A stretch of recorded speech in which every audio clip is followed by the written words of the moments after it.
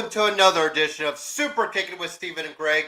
Your favorite host right here, Stephen A. 1181, the Wizard Greg, celebrating a birthday today. We'll be back as soon as we can get it. Sorry, we were off the last couple of weeks. Been a little bit busy around the Stephen household, so glad to be back. We're ready to talk up some wrestling. Today we'll kind of catch up on Raw, SmackDown, NXT, and then we'll get you right into some predictions for AEW. Sting's final match. Yes, that's right. Sting gonna call it a career tomorrow night in AEW. I kind of think, we never say never with retirements, but his age and all that stuff, his health, yeah, I believe that is his final match officially. So we will see what unfolds there. But let's just kick off the night right away. Let's talk about some news and notes for WWE. First news and notes, sources told Russell Votes that WWE is close to finalizing a deal with Cleveland Brown Stadium to host SummerSlam on August 3rd.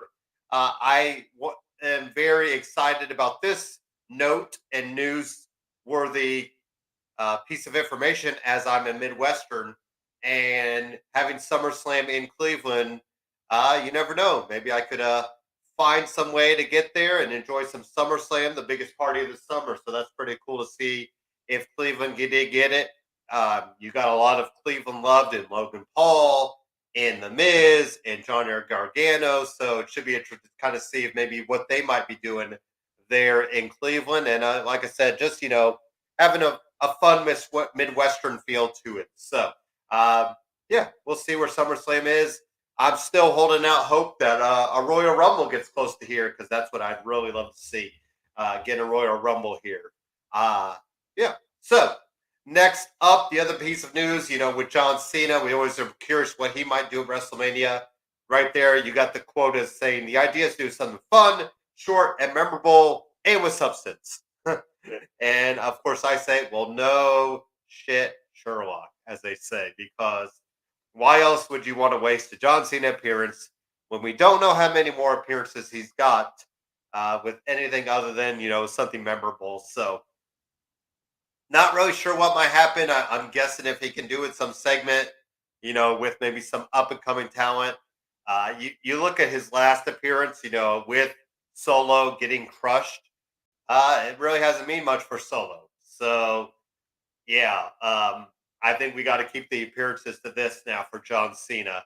Not that it was a horrible match or anything, but you just didn't really do anything with Solo after it. So it just makes you wonder what was the point of getting that big win when it really didn't mean much. So some news and notes from Raw. So we did have Rhea Ripley and Becky Lynch go face to face. That will be our official WrestleMania Championship match on the Raw side of things for the women. Becky Lynch got the win in Elimination Chamber. I'm okay with it. I was all for Liv Morgan, and Tiffany Stratton really showed up. I didn't think she would win, but I thought Tiffany Stratton would put on a show. You could probably, had a big winner in Naomi too, just coming back and seeing what she could do. But it was all going to be Becky no matter what. And I guess the real question will be, will Becky walk out champion? And where does Rhea go? I personally think I would like to see Becky evolve with something non-title. I just don't think Becky needs a title, obviously. And, just put her in this match. Yes, it is a huge get for Rhea Ripley. It just maybe not quite the level I think that Becky Lynch should be at right now. So, Nia Jax stepped in as well. And we're going to get Nia Jax and Becky Lynch on Monday night, and kind of see where things were. Speaking of Nia, she did defeat Liv Morgan by DQ. We also saw a little kind of backstage segment with Liv and Becky. Does Liv sneak herself into there and, maybe get a triple threat at WrestleMania? Because not sure what Liv Morgan, she keeps talking about the revenge tour. And what better way to get revenge over Rhea Ripley, who took her out in the very beginning? So, Shinsuke Nakamura, L to Sami Zayn. Not sure. This is another two. Where are they going to be headed for WrestleMania? You feel like you'll get the rubber match. They've each beat each other here in the last few weeks, so the rubber match should come soon. Does the winner face Gunther at WrestleMania. Let them have a big shot there. So, um, speaking of Gunther, he did get interrupted by Judgment Day. You wonder, obviously Damian Priest, I think, has other plans for WrestleMania. Finn Balor and him will be, put on the titles on the line in some regard. And, does uh, JD get a shot at Gunther? Give him a big spot at WrestleMania. We also saw Chad Gable do a nice promo 2 weeks ago, I believe it was now, with a segment that stating he hasn't lost his vision, and does he get to write his story at WrestleMania, get the title off Gunther? I think it's definitely due. Let Gunther go after the world champion, whoever it might be after WrestleMania, and I don't know. It might not surprise me if Gunther gets a world title sooner rather than later. Maybe by SummerSlam, maybe by Survivor Series. He's just hardly 8 NELs on the main roster, and even the NXT UK scene. He's definitely headed for bigger and better things with his overall greatness that he's achieving. So, speaking of Imperium, they got a big win over New Day. Nice little street fight with Xavier Woods calling back to Shawn Michaels with his gear and with some of the moves he brought up. So there we go with that. Shayna Baszler and Zoe Stark got a big win. I guess we shall see where they're headed. I'm guessing Kabuki Warriors will get some multi-woman WrestleMania showcase match to kind of let a few teams go after them. Cody Rhodes got the win over Grayson Waller. He brings out the challenge to The Rock, which we saw answered on SmackDown, but with a counter offer, and we'll discuss what that counter offer will be. We got some comments in the chat. Don't want to do that. Oh, there we go. Sorry about that. Yes, Big Ben. I know we've been a little bit out and about, busy with life, busy with things, but I'm so glad we're back. And yes, they're very sorry about Matt Riddle. He's just kind of doing his thing on the indie scene. He'll actually be here in town in Indianapolis at a wrestling convention here at the end of March. So I'm kind of looking forward to meeting him and kind of see what he's all about. I feel like he's just the person he portrays on TV. So that'll be very interesting to kind of see what he's like in person. But glad you're here, Big Ben, in the chat. Hope you're doing well. You're in Canada right now. Bare knuckle fighting. Yep, that's good to know about, because that's what I believe we have, a bare knuckle fighter that we're all about right now here on the Black and White Sports BW Sports One network. So pretty cool for that, to see you up there in Canada for that. So have a good time up there. NXT's been rolling along. We got NXT Roadblock coming up. This was a pay-per-view back in the day for the main roster, if you remember, because that was the big Dean Ambrose and Triple H fight. A lot of us were hoping that Dean Ambrose would get the title off of Triple H. But that didn't lead to the horrible Dean Ambrose and Brock Lesnar WrestleMania match that we all like to forget. So Roadblock is going to happen, and we'll see what happens there Tuesday night. But Kiana James has been picking up some wins. It definitely looks like they're high on Kiana down there, and Izzy Dame, who's kind of her sister in crime right now. So Luke Gallows and Carl Anderson picked up a big win. I don't know if they asked to go down there, or if they were asked to go down there, or what. But probably the best fit for them right now, since they're doing absolutely nothing on the main roster. So why not let them work with some young teams down there, improve the tag team division? Right now it is a weird tag team division with Ron Breaker, who is currently on SmackDown, rolling with the NXT tag team title, not on the roster of NXT as much as he used to be. So we'll see if Gallows and Anderson can breathe some life into there, as they kind of got attacked by Axiom and Nathan Frazier, and another Chase U were down there as well. So maybe a multi-man match at Stand and Deliver, to kind of get the tag team titles off Braun and Baron Corbin. Let them both, I don't know if that means Baron Corbin comes back on the main roster or what, but kind of see where we're headed for NXT Stand and Deliver, which is WrestleMania weekend. Roxanne Perez, speaking of a name that probably needs to be called up, I just don't think there's anything left for her down there. Yeah, she's trying this more aggressive side. She was, the youngest women's champion. She did a lot of good work. Why not, bump her up to Raw? Let her roll with some women up there. You got Tiffany rolling strong with, the SmackDown side. So why not bring in some young gun in Roxanne that could really, hold her own probably against some of these women. I wouldn't be surprised if we do see Roxanne called up sooner rather than later on the main roster. Dijak picked up a win. Von Wagner picked up a win, but Lexus King kind of spoiled that by attacking him anyway. Jada Parker picked up a win. We got a new NXT Heritage Cup champion, which is now Charlie Dempsey, the son of William Regal. It'll be very interesting to kind of see when William Regal shows back up on TV, since he is, the father of Charlie Dempsey. And we'll kind of see where things go there. Tony D'Angelo also interrupted the contract signing between Carmelo Hayes and I love Dragunov. Dragunov, rolling as the champion, very strong down there. It's going to be his brand to run, once Carmelo gets out of the way. I'm guessing we'll get Carmelo and Trick at Stand and Deliver. And then we're off and running with Carmelo on the main roster. That's going to be fun to watch. Also, we did see a return of the Perfect 10, Sean Spears. So I guess we are going to officially just go with his real name. Maybe just kind of let the old, just disappear with the Ty Dillinger look and all that, and Perfect 10, and just kind of let him roll as Sean Spears. Still attacking people with the chair, which is what he did down over in AEW. So we'll see what that means for him. SmackDown was all about the bloodline now with The Rock. So The Rock was out there with Roman Reigns. They brought up this counter offer. Essentially, it comes down to a tag team match for The Rock and Roman versus Seth Rollins and Cody Rhodes at night one of WrestleMania, which you have to believe would be the main event.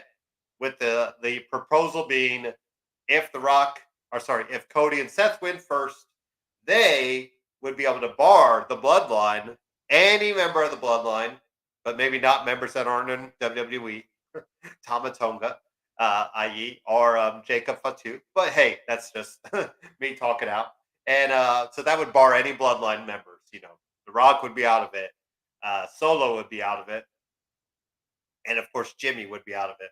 But the Rock and Roman side of things, if they get the win, which I'm expecting it to happen, that would ensure bloodline rules, so anything can happen, which could also mean a turn could happen. Wink, wink, nudge, nudge. Because I think we're all headed, and we all see it coming, but it's still going to be cool to see how it goes down, and what happens because of it. The Rock turning on Roman. This is all a ruse. The Rock is all in on going back to his good side. I'm sure it's fun for him now, but let's face it, The Rock and Roman needs to have The Rock as face, Roman as a heel, and let them, build up, either to SummerSlam or, do you give this the old year build and, let it play out till WrestleMania next year, which is in Las Vegas, I believe. So what bigger main event could be The Rock and Roman Reigns at Las Vegas, WrestleMania 41? So that's where I think we're heading. That Tiffany Stratton defeated Naomi, and of course the internet will tell you Naomi's buried, even though Naomi had a strong showing at Royal Rumble, strong showing at Elimination Chamber, and we know that Tiffany Stratton is up and coming. So why not give her a win? Very crazy to think that people are pulling this idea that Naomi's being buried.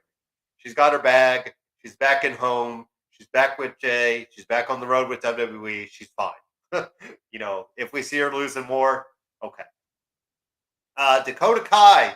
Yes, the turn came. I think you could have waited to WrestleMania for this. Maybe Bayley's just about to get the win, and then Dakota does it. It doesn't. I guess I just don't know if Dakota Kai is ready to go. She hasn't had much physical, stuff happening. So, because you got to imagine Backlash would be Dakota Kai and Bayley. So I think, you could have played it off, Dakota Kai doing it, but this way, you're going to have Bayley maybe have to enlist people. Because we also did see Jade show up. It is all looking that she'll be on Raw, or sorry, on SmackDown, which is why I think we need some, keep adding to Raw, kind of even the sides there. But Jade came face to face with Io Sky, so maybe do Jade and Io at Backlash, or sometime in the summer, Money in the Bank, which is becoming a big pay per view there, and let that brew until then. But it does look like Jade will be on the blue brand, and it'll be awesome to see what she can do as soon as she gets going.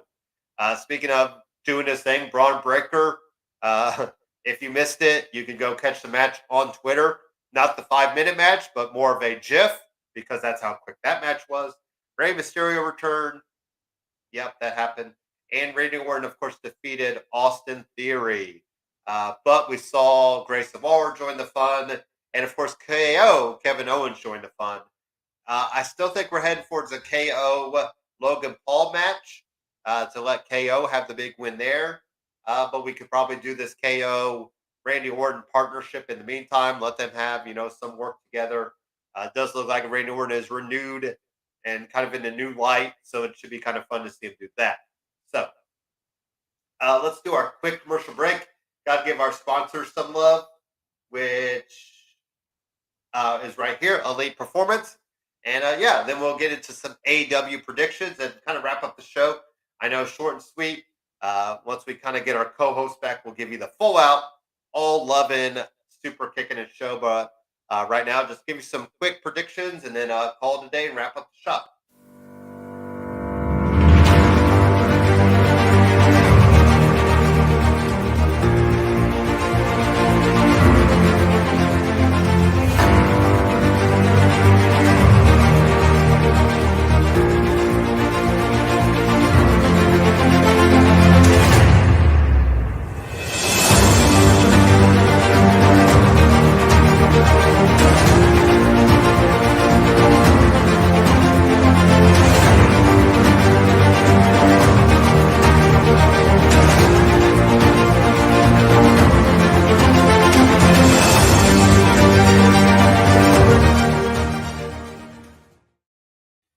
All right, so let's look at AEW Revolution happening tomorrow night. I do believe we'll close the night with Sting and Darby Allin versus the Young Bucks. This is Sting's final match.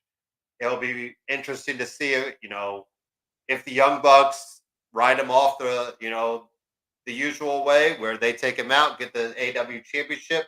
Maybe they forfeit it, as the EVPs, kind of playing that up. But we'll see where that goes. But let's start at the bottom here. FTR versus Blackpool Combat Club.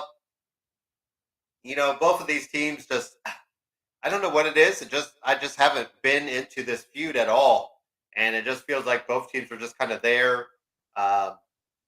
Blackpool Combat Club, I don't know what's going on. It feels like they've just kind of lost their luster. But I'm going to say FTR actually gets kind of the upset win over them. They're more the established team. They could probably pin Claudio, get him out of there, but I'm going for FTR in this match. We are going to get a meat madness. Yep. No Big E involved in here, but this will be big, sweaty men slapping meat with each other. Right now we have Wardlow, Powerhouse Hobbs, Lance Archer, and a TBA. I'm all in on for Wardlow to get this win.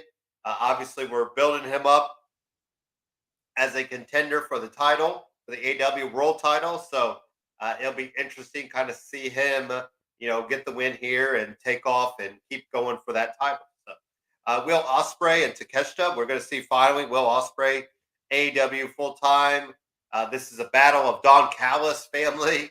Do we see a turn, totally by Takeshita just to get Will Ospreay out of, Don Callis family and let that through? But no matter what, I think this is going to be a really strong contender for just a solid, outing for Will Ospreay. He's probably got to pick up the win.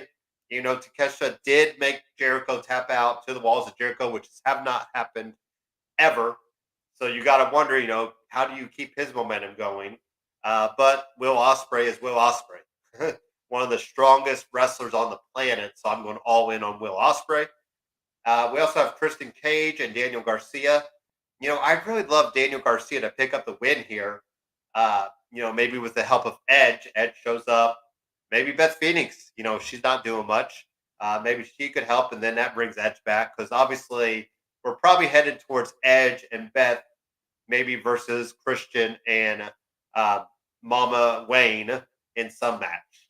But I'd like to see Daniel Garcia get the win here, but I'm not hopeful. But I will call for Daniel Garcia to pick up the win. Now, this one is interesting. This is where I think you could help the Blackpool Combat Club by have Brian Danielson beating Eddie Kingston and getting that Continental Crown, getting the triple threat, have some gold back in Blackpool Combat Club.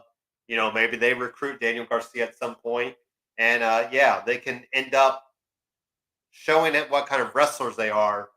Brian Danielson has been dogging on Eddie Kingston. Finally needs to get a win over him. So I'm going to call Brian Danielson for the win. Timeless Tony Storm, Deonna Purrazzo, former best friends, probably still huge friends in the back. Quite interesting that, Tony Storm is playing this feud up to even the fact that she covered up the duck tattoo that they both got at some point. It feels like you put a woman up and coming in AEW in a title match and they lose, and then they're never seen or heard from till later on, long time. But so this does feel like Deonna's got to get the win, and let Tony continue her, timeless escapades without the title, and maybe even go down further in this, rabbit hole that she's in. Orange Cassidy versus Roderick Strong. This is all Roderick to win. I am calling for the upset. I think Orange Cassidy's fine. He doesn't need the title. Roderick Strong and the Undisputed Kingdom need something, and this could be that start. So, Samoa Joe, current AEW champion, Hangman Page, Strickland. Swerve Strickland needs a title at some point this year. I don't think it's tomorrow night, but I'm going to call for AEW Double or Nothing. Heading into summer, give him that gold, maybe a one-on-one match with Samoa Joe. Maybe do we see MJF back at some point? Kind of, play that up. I'm not sure where the injury is. It's been radio silent. So you got to think, he's going to come back in a bigger light somehow and, make his name known. I think Joe gets the pin on Hangman and kind of let Swerve have that extra bit of oomph heading into a rematch that he could possibly get one-on-one. So, and then Sting and Darby Allin, the current champions, against the Young Bucks. I think the Young Bucks are going to lay down. They know what Sting means. Sting wanted them in this match. I think Sting would lay down for them, but I think they're going to call the shot here, and Sting and Darby Allin are going to win.